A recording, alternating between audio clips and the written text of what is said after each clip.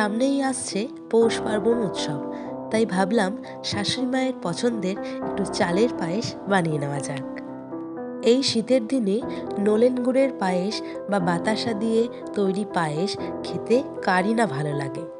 আমি আজকে গুড়ের বদলে বাতাসা দিয়ে পায়েসটা বানালাম। আপনারা চাইলে বাতাসার বদলে গুড়ও ইউজ করতে পারেন। দুধ জাল দেওয়ার জন্য একটা সসপ্যান বসিয়ে নিলাম। সেখানে আমি 500 গ্রামের দুটো প্যাকেট মানে টোটাল 1 লিটার দুধ আমি দিয়েছি। এই দুধটা জাল দিয়ে এই সসপ্যানেই পায়েসটা বানিয়ে নেব।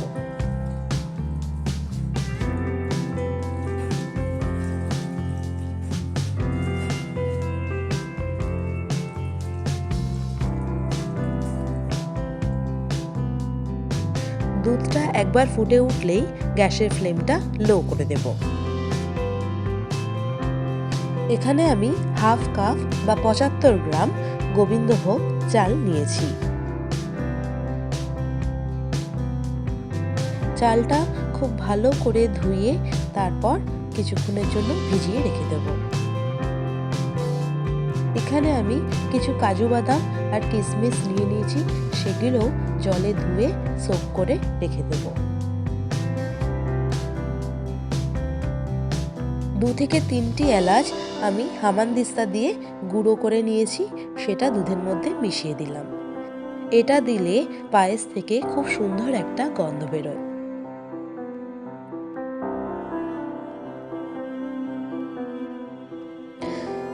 এখন আমি একটা কড়াই গরম করে তাতে বড় চামচের 1 চামচ ঘি দিয়ে দেব।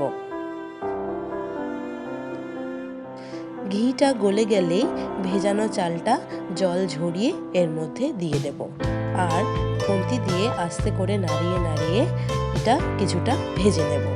গ্যাসের ফ্লেম লোতেই থাকবে, খুব বেশি যেন চালটা পুড়ে না যায় বা খুব লাল না হয়ে যায়। পায়েস তৈরির সময় আমি এইভাবেই চালটাকে একটু ঘিয়ে ভেজে তারপরে করি, তাতে পায়েসের স্বাদ আরও অনেক বেশি বেড়ে যায়।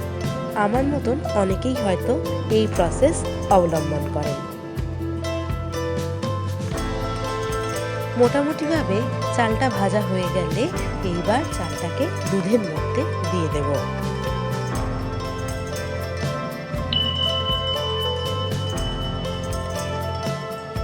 ভালো করে একবার নাড়া দিয়ে গ্যাসের ফ্লেমটাকে মিডিয়ামে রেখে কিছুক্ষণ এটা ফুটতে দেব। দেখতে পাচ্ছেন দুধটা ফুটতে শুরু করেছে।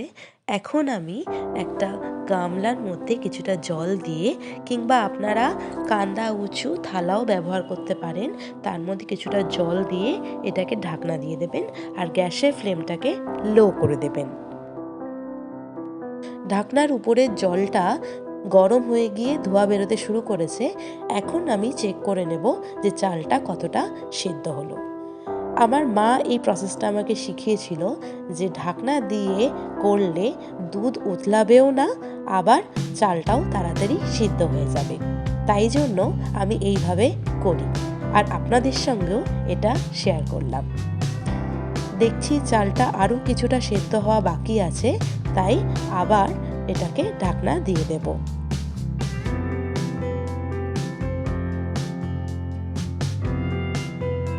দশ থেকে 15 মিনিটের মধ্যে ঢাকনাটা আবার খুলে দেখলাম চালগুলো খুব ভালোভাবেই সেদ্ধ হয়ে গেছে।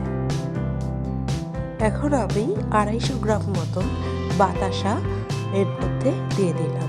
আপনারা চাইলে গুঁড়ো ইউজ করতে পারেন কিংবা চিনিও ব্যবহার করতে পারেন। বাতাসাগুলো ভালোভাবে গলে গেলে এখন আমি ভেজানো কিশমিশ আর কাজুটা দিয়ে দেব। যারা গুড় দিয়ে পায়েস করতে চান তাদের বলবো যে চাল সেদ্ধ হয়ে গেলে কাজু কিশমিশ অ্যাড করে সব শেষে গুড়টা দিতে। গুড় দিলে অনেক সময় দুধ কেটে যাওয়ার ভয় থাকে, তাই দুধটা গ্যাসের ফ্লেম লো করে তারপরে গুড়টা মেশাতে হবে। এই অবস্থায় পায়েসটাকে খুন্তি দিয়ে সমানে নাড়িয়ে যেতে হবে যাতে পায়েসটা নিচে না লেগে যায়। আর কিছুটা ফুটে গেলে আর দুধটা ঘন হয়ে গেলে পায়েস রেডি হয়ে যাবে। এখানে দেখুন আমি পায়েসের কনসিস্টেন্সিটা এইরকম একটু ঘনর মধ্যেই রেখেছি, যা এটা জমে গেলে আরও ঘন হয়ে যাবে। আপনারা খুব বেশি পাতলাও রাখবেন না, আবার খুব বেশি গাঢ় করতেও যাবেন না, কারণ ঠান্ডা হয়ে গেলে পায়েসটা আরও ঘন হয়ে যাবে। তাহলে আমাদের সুস্বাদু পায়েস রেডি হয়ে গেছে।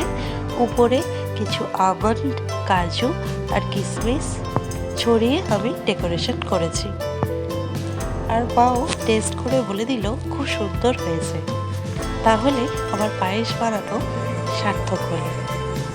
আপনারাও বানিয়ে আপনাদের অভিজ্ঞতা শেয়ার করবেন। ভিডিওটি ভালো লেগে থাকলে অবশ্যই লাইক, শেয়ার আর চ্যানেলটিকে সাবস্ক্রাইব করে দেবেন। সাথে পাশের বেল আইকনটিকে প্রেস করে রাখবেন আরও নতুন ভিডিও পাওয়ার জন্য। সবাই ভালো থাকবেন, সুস্থ থাকবেন। ধন্যবাদ।